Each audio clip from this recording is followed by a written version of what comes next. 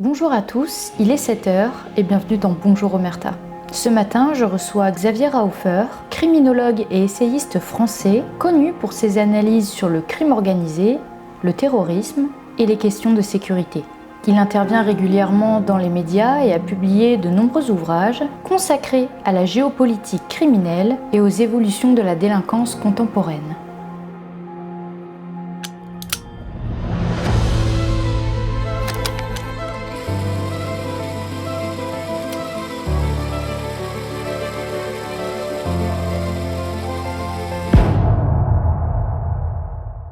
Alors, Monsieur Rahofer, bonjour, merci beaucoup d'être avec nous aujourd'hui. Bonjour. Alors, si on se retrouve, c'est pour parler ensemble des réseaux criminels et trafic de drogue en Europe, mais surtout aussi de l'évolution des profils des dealers et des consommateurs d'aujourd'hui. Alors, pour commencer de manière assez générale, est-ce qu'on peut constater une augmentation simultanée des trafics criminels et sexuels, ainsi que de la consommation de drogue en Europe depuis plusieurs années ? Alors, on va commencer par faire ce que font les médecins quand ils ont à soigner un patient, c'est-à-dire à utiliser les mots justes. Il y a pas de consommateur, mais il y a des toxicomanes, voyez-vous, parce que le consommateur, c'est pour les carambars ou pour les chocs à pics ou des choses comme ça. Et puis, deuxièmement, ce sont des bandes ou des gangs et pas des réseaux. Les réseaux, c'est horizontal et ce à quoi on a affaire, c'est des sociétés criminelles qui sont au contraire extrêmement hiérarchisées et pyramidales. Donc, quand c'est plat, c'est un réseau, vous voyez, la BNP et ses agences, la SNCF et ses gares, mais quand c'est pyramidal, ça s'appelle autrement. Et dans le cas de sociétés criminelles, ça s'appelle une bande ou un gang ou une société criminelle. Donc, ce qui s'est passé pour ce que vous me posez comme question et ce sur quoi vous m'interrogez, c'est un sous-produit de la mondialisation. À partir du moment où il y a un phénomène de mondialisation, ça veut dire que des frontières éclatent, que des voies s'ouvrent, que le terme est bien utilisé, des réseaux ferroviaires, maritimes ou aériens se mettent en place et que donc ce qui était cantonné à un endroit circule beaucoup plus largement autour de la planète, c'est-à-dire les prostituées, c'est-à-dire les armes, c'est-à-dire les stupéfiants, c'est-à-dire tout ce qui est d'illicite. Donc, on a vécu depuis le début de la décennie 1990 et jusqu'à aujourd'hui une nouvelle mondialisation. La première, c'était celle du début du XXe siècle, vous voyez, entre 1900 et 1914. Elle a débouché, cette première mondialisation, sur une guerre mondiale quand même assez sauvage et brutale. Donc la deuxième, elle commence dans les années 90 et c'est un succès modéré, mais le seul succès total et indépassable de la nouvelle mondialisation, c'est celle du crime. Parce que, bien entendu, quand vous n'avez à respecter aucune règle, eh bien, vous vous déployez beaucoup plus vite que quand vous devez respecter des règles, des lois, remplir des paperasses, affronter une bureaucratie énorme, etc. Donc, quand vous n'avez pas tout ça, ça va beaucoup plus vite.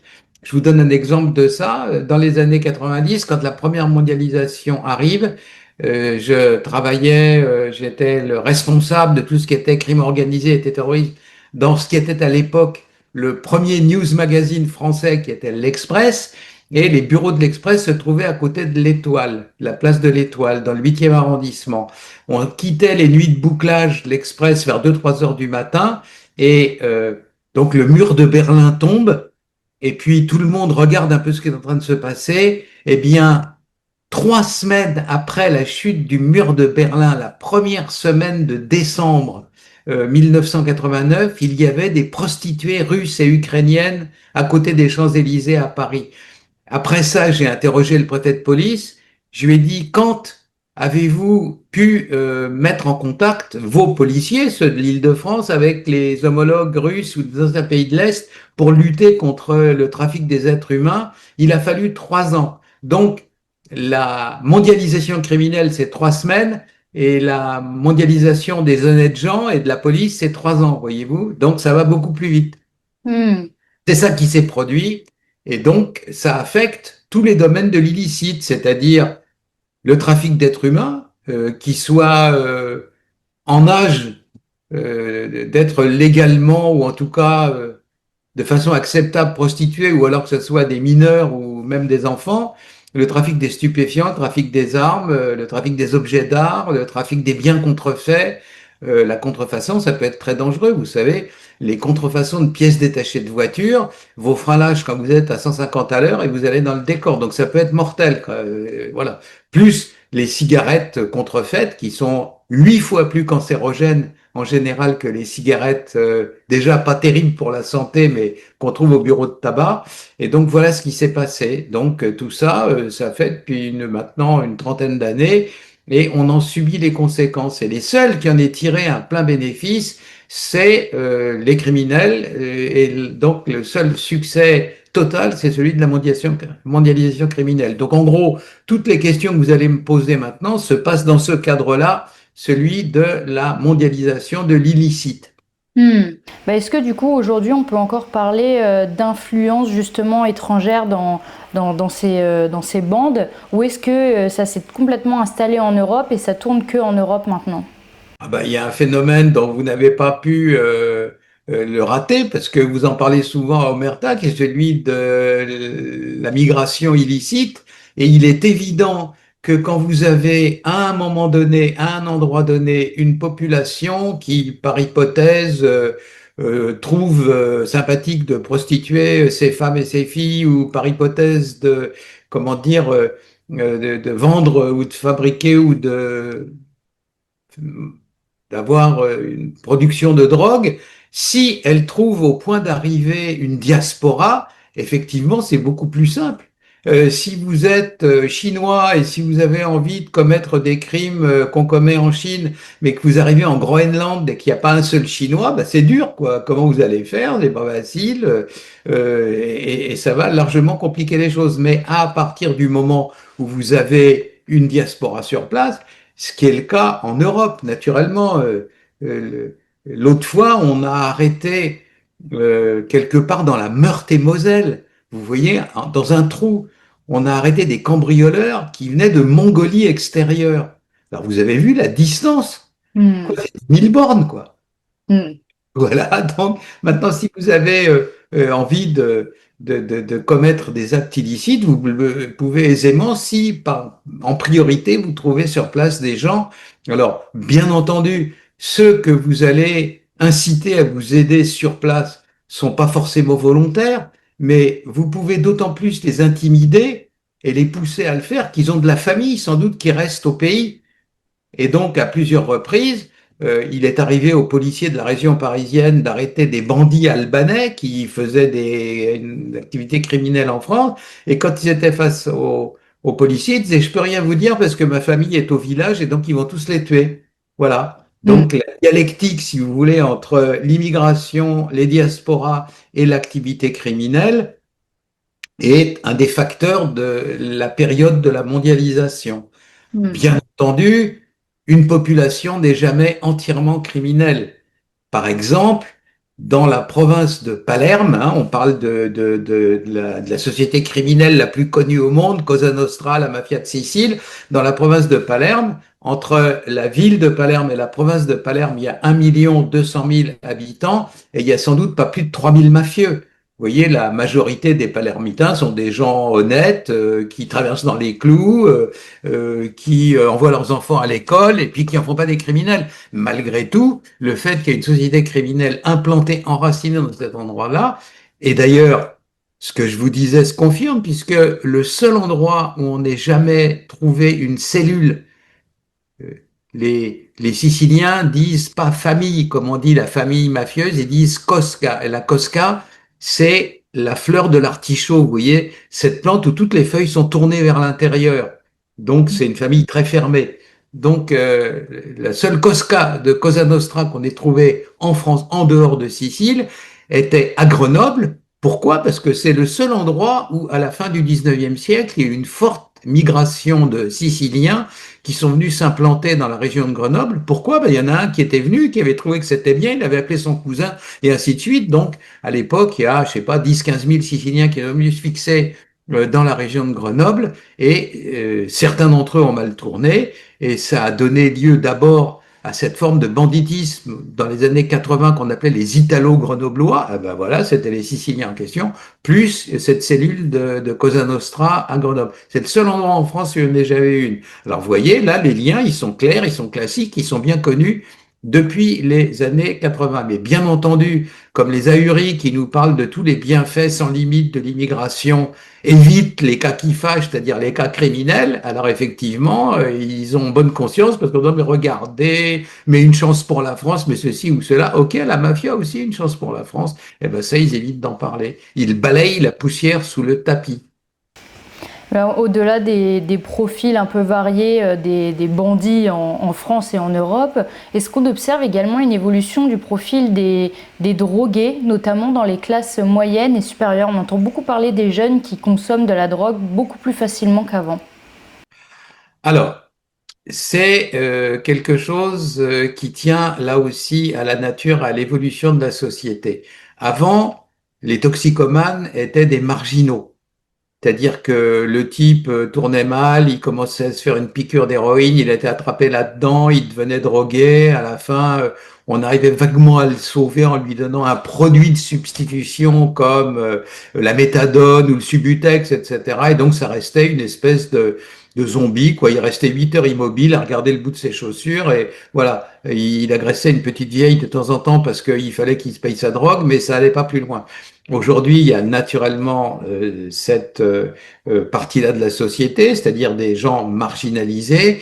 Il y a aussi ce qui s'appelle les drogues de boîte de nuit. Vous savez, des trucs qui vont vous permettre de faire la fête toute la nuit, qui sont des produits chimiques, hein, c'est-à-dire que ce ne sont pas des drogues qui ont comme base à l'origine une plante comme la coca ou comme le pavot, mais c'est des produits chimiques et souvent d'ailleurs ce sont des médicaments qui sont détournés de leur usage normal pour servir de drogue.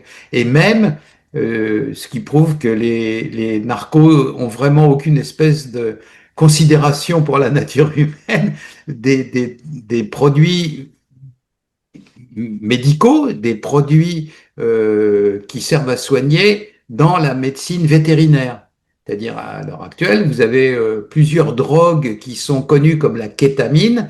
À l'heure actuelle, c'est une drogue qui se vend sous forme de poudre, par exemple, et que vous achetez dans les boîtes de nuit, mais à l'origine, c'était un anesthésique pour les animaux. Voilà. Et dont on a fait une drogue. Alors, vous avez cette deuxième catégorie-là. La première, les marginaux. La deuxième, ceux qui pensent que ça les aide à trouver les gens qui vont dans les rave parties, vous voyez, les technivals comme ça, qui écoutent le tam-tam pendant 3 jours, s'abrutissent complètement en se bourrant le pif avec tout ce qu'ils trouvent. Et puis, la troisième catégorie, qui est nouvelle, qui tient à la difficulté toujours croissante du travail et la complexification tout le monde toujours plus grande du travail dans la société où on vit, et des gens qui se droguent pour tenir le coup. C'est-à-dire, par exemple, des gens qui travaillent dans des restaurants où il y a une activité intense pendant 2 heures et rien à faire le reste de la journée parce que les gens déjeunent ou dînent plutôt vaguement à l'heure des repas, encore en France. Donc, c'est à cette heure-là qu'il y a ce qu'on appelle le coup de feu. Et donc, des gens qui se droguent de ce fait. Il y a des marins-pêcheurs dont la vie est terriblement éprouvante en pleine mer, dans le froid, dans l'eau glacée, etc. Et puis, toutes sortes de professions dont les gens, à tort ou à raison, pensent qu'ils vont tenir le choc. Alors, bien entendu, ça ne fait que reculer l'échéance parce que la contre-vérité suprême qu'il faut dénoncer, c'est que les drogues sont dangereuses parce qu'elles sont interdites. Hein, si elles étaient légalisées, ça serait mieux, mais c'est en réalité exactement l'inverse. Les drogues sont interdites parce qu'elles sont dangereuses. Mm. Je vais vous prendre un cas concret. Vous allez voir, c'est très important. Ça peut arriver à tout le monde. Hein.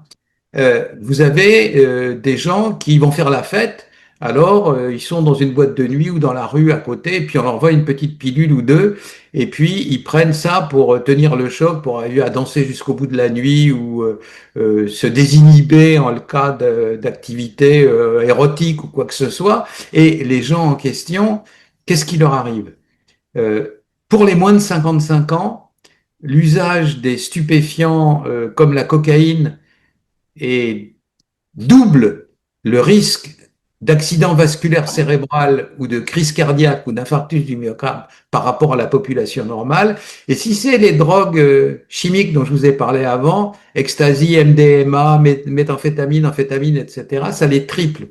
Donc, vous avez des gens qui brutalement, sur la piste de danse, au bistrot, ou alors plus tard dans leur chambre à coucher, vont faire un AVC ou un début d'infarctus et vont être hospitalisés en danger de mort. Mais qu'est-ce qui se passe?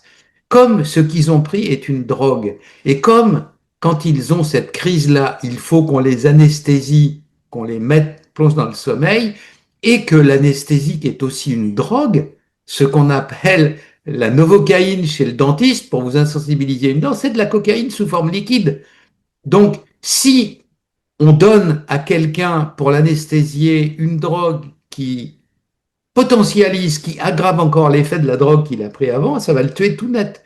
Hmm. Donc, dans ces cas-là, vous avez quelqu'un qui a fait un début d'infarctus ou un début d'AVC, qui est en danger de mort, et il faut attendre 8 heures pour qu'on puisse le soigner, c'est-à-dire le temps que la drogue se soit éliminée du corps. Et bien, au bout de 8 heures, ce que vous trouvez souvent, c'est un légume ou un cadavre, quoi. Hmm. C'est pour ça que c'est si dangereux. Et donc, la raison pour laquelle il faut interdire tous ces produits-là, c'est parce que ce sont, alors, on ne parle pas de morale, on ne dit pas c'est bien, c'est mal, mais c'est un danger violent pour la santé publique. C'est un danger violent pour la santé publique. À l'heure actuelle, vous avez des gens qui fument des pétards. Après ça, ils conduisent des voitures. Bon, alors ils ont un accident.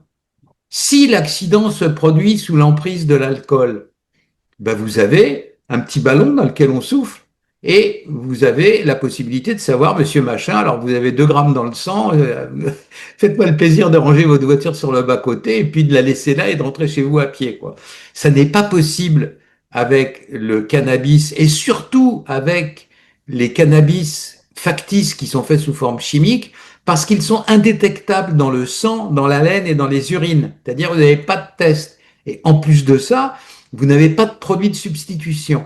Donc ces produits-là sont extrêmement dangereux et beaucoup plus que les stupéfiants auxquels on était habitué jusqu'à maintenant. C'est-à-dire que l'héroïne, ok, c'est à déconseiller naturellement, formellement, mais vous allez faire une surdose potentiellement mortelle. Il y a un produit, vous savez, comme ce qu'on prend pour les asthmatiques, là, qui s'appelle le Narcan, Hmm. voilà, comme la ventoline, mais sauf que c'est la même espèce d'emballage. Vous faites aspirer ça et ça arrête les overdoses. On peut ressusciter, comme si on peut dire, l'individu en général 8 ou 9 fois sur 10 du temps. Mais ça n'existe pas. Il n'y a aucun produit de soins ou de substitution, par exemple pour la cocaïne, pour le crack et pour tous les stupéfiants chimiques comme le LSD, les hallucinogènes, ou comme comment dire, tous les produits dont je vous ai parlé, la méthamphétamine, l'amphétamine, le MDMA, qui sont les initiales de méthyldiextryl-méthamphétamine, enfin, c'est la même chose, plus l'ecstasy et tous ces produits-là, qui sont le plus souvent des trouvailles de la chimie médicale dont on a abandonné l'usage médical parce que c'était trop dangereux. Hmm. Voilà, c'est ça qui se passe. Vous avez très justement parlé des risques auxquels s'exposent les personnes qui se droguent aujourd'hui, qu'importe le cadre ou la raison. Comment vous expliquez aussi que justement il y ait cette facilité aujourd'hui à se droguer pour plusieurs raisons? Est-ce que c'est un détachement du danger? Est-ce que c'est aussi une perte un petit peu de cadre et de valeur, notamment chez les jeunes? Comment on peut expliquer ça? Alors pourquoi il y a 2, 3 fois plus d'homicides aux États-Unis qu'en France? Réponse, parce qu'il y a des armes en vente partout.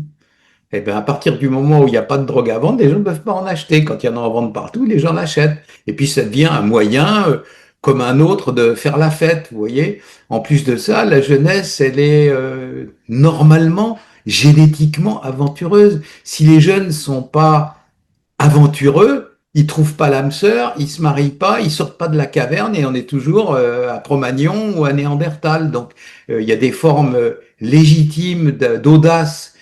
Euh, la forme légitime d'audace, c'est oser demander à une jeune fille de sortir avec vous. La forme illégitime, c'est le viol, par exemple. Bah, pareil dans ce qu'on fait, et ce qu'on boit et ce qu'on utilise.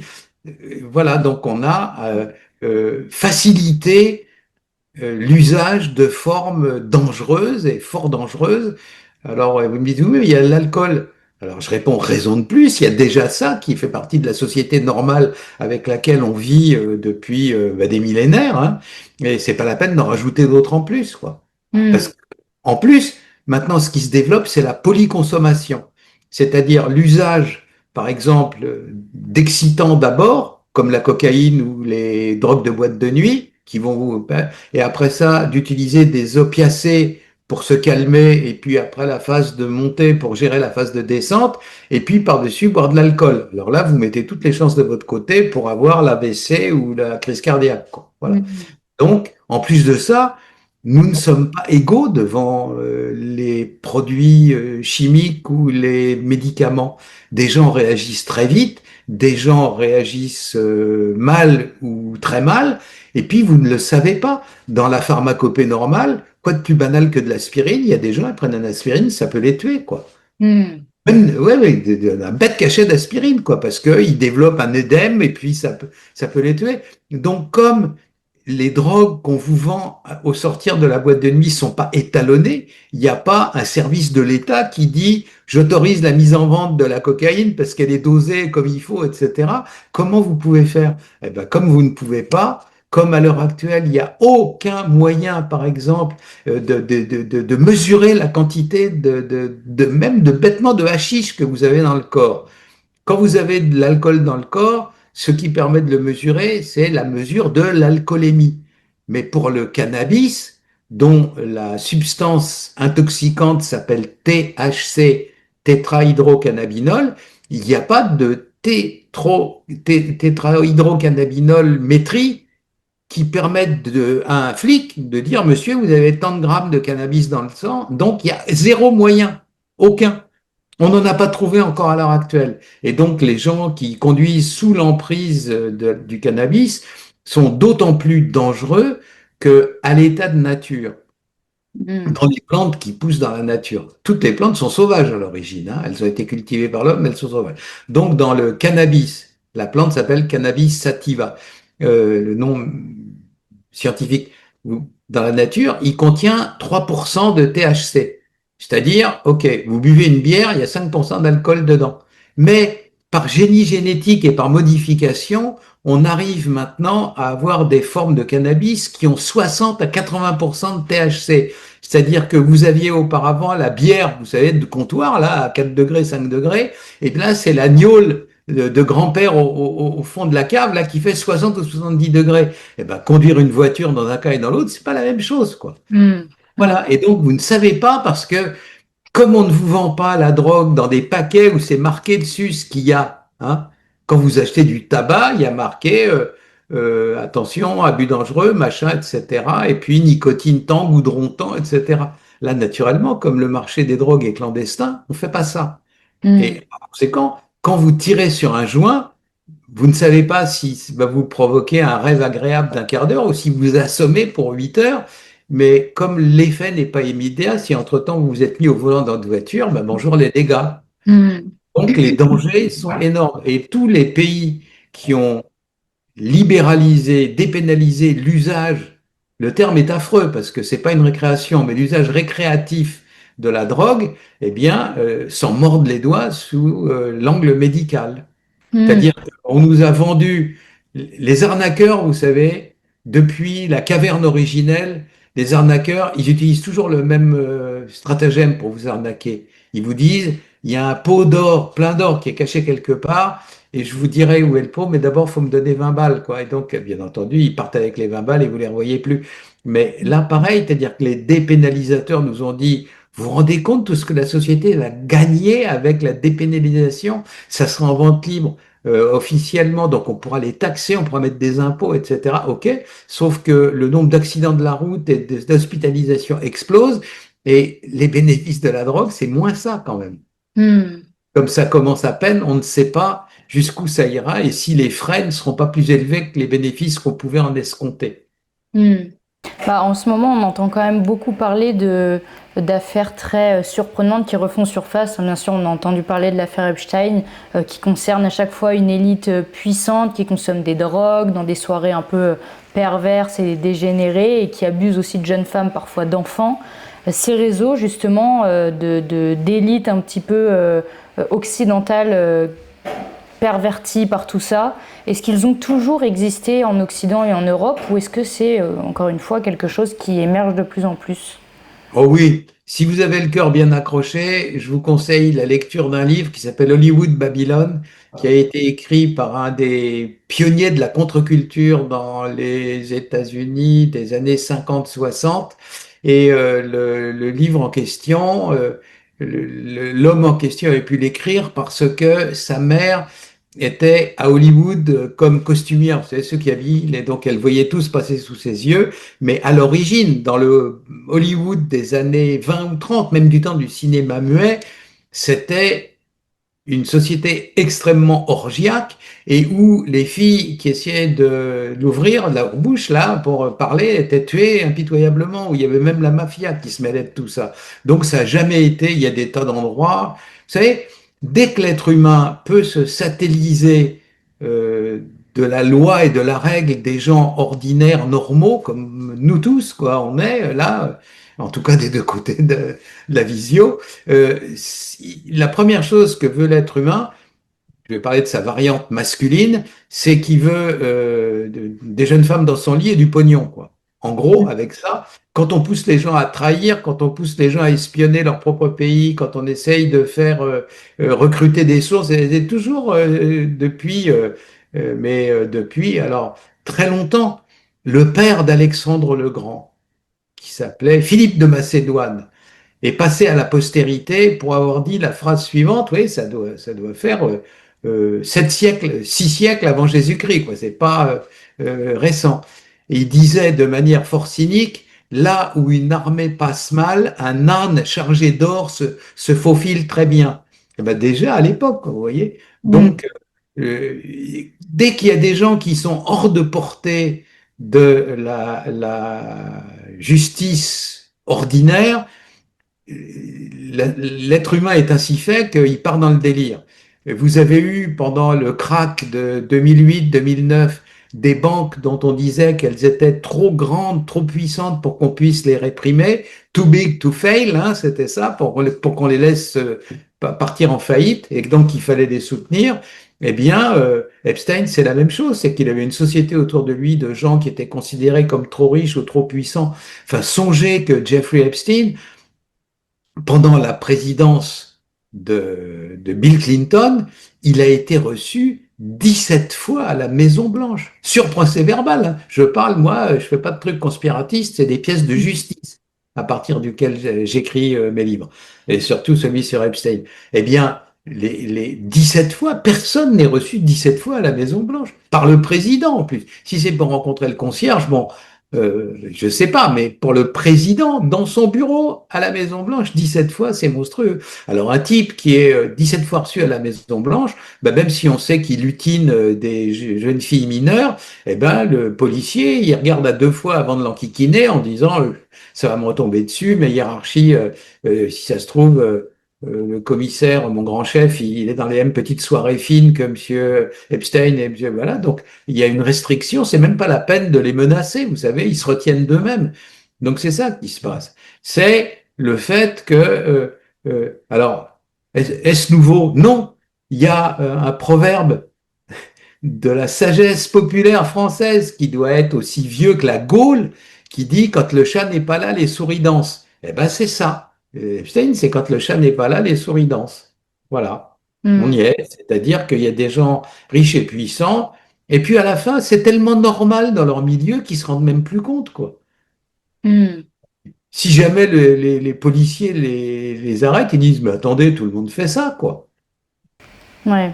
Mais Ouais. justement, est-ce que cette forme de pas faire face à la justice ou de fermer un peu les yeux, voilà, il y a certaines personnes qui ont continué à côtoyer Jeffrey Epstein en ayant connaissance de tout ce qui se tramait autour de lui. Est-ce que c'est pas une sorte aussi de complicité et de justement de perversion de toute cette élite qui a en quelque sorte cautionné ça? C'est beaucoup plus simple que ça, c'est de la lâcheté. Hmm. Si je la, si je la boucle, il m'arrivera rien. Si jamais je dis oui, mais pourquoi, etc., vous pouvez pas savoir.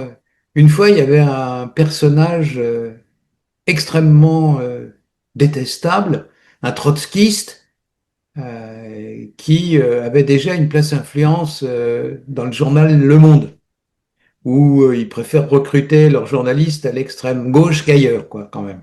Hein. Et donc, le garçon en question, j'ai prouvé qu'il était, alors qu'il avait juré le contraire, qu'il était resté militant trotskiste, alors qu'il écrivait déjà dans le Monde et qu'il avait juré à tous les dirigeants du monde qu'il avait quitté le militantisme, que c'était fini. Donc là, j'ai pas réussi à le faire virer du Monde. C'est-à-dire qu'il a réussi à se rétablir, et comme il est resté au monde, après ça, il m'a enquiquiné pendant 10 ans. Vous voyez, si je me serais tué, il me serait rien arrivé. Là, bon, j'en ai vu d'autres, il me fait pas peur, et donc à la fin, je lui ai expliqué qu'il y avait quand même des limites dans la capacité des gens à m'ennuyer, et il a compris. Je l'ai vu, hein, je lui ai parlé, les yeux dans les yeux, et je lui ai dit, ça s'arrête là maintenant. Et donc il a compris qu'il fallait qu'il arrête. Mais quand même, j'ai été, pardon, emmerdé pendant 10 ans, quoi. Il a voulu me faire virer de l'endroit où je travaillais, etc. Il a tout essayé.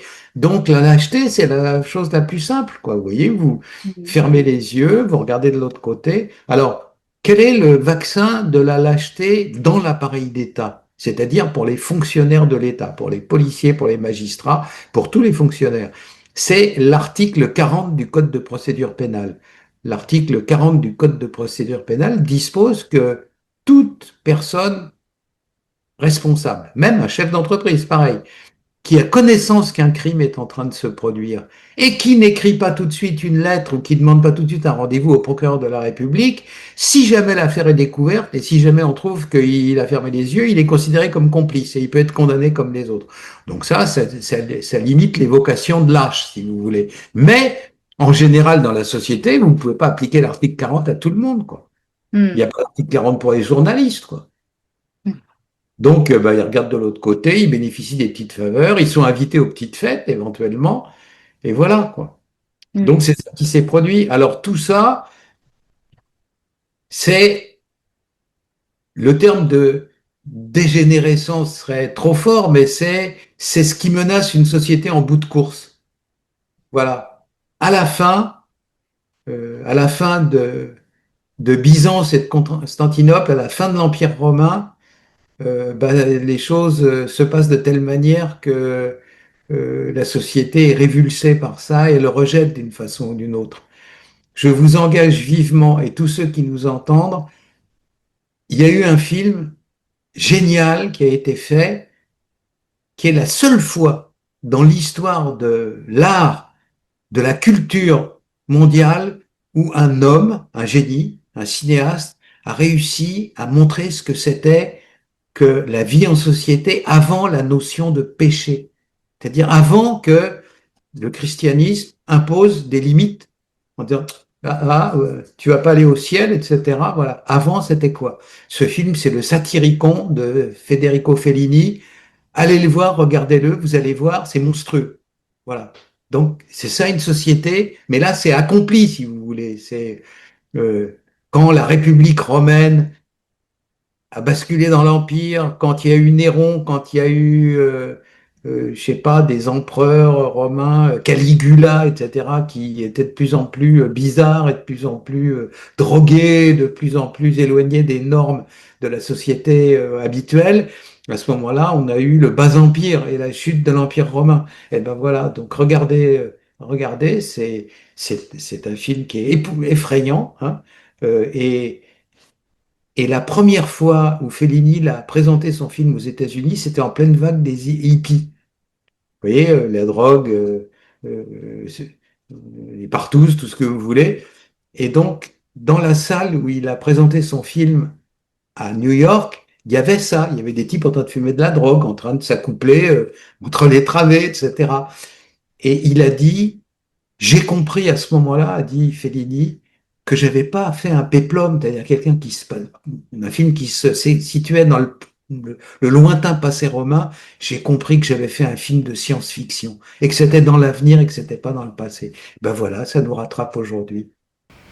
Eh ben, monsieur Raofer, merci beaucoup en tout cas de m'avoir partagé votre expertise et d'avoir répondu à mes questions. Et puis on espère vous revoir très prochainement sur Omerta, c'est toujours un plaisir. Chaque fois que ça sera utile. À bientôt. Et merci à vous d'avoir regardé cette vidéo. Je vous dis à demain pour une nouvelle thématique avec un nouvel invité. En attendant, je vous souhaite à tous une excellente journée. À demain!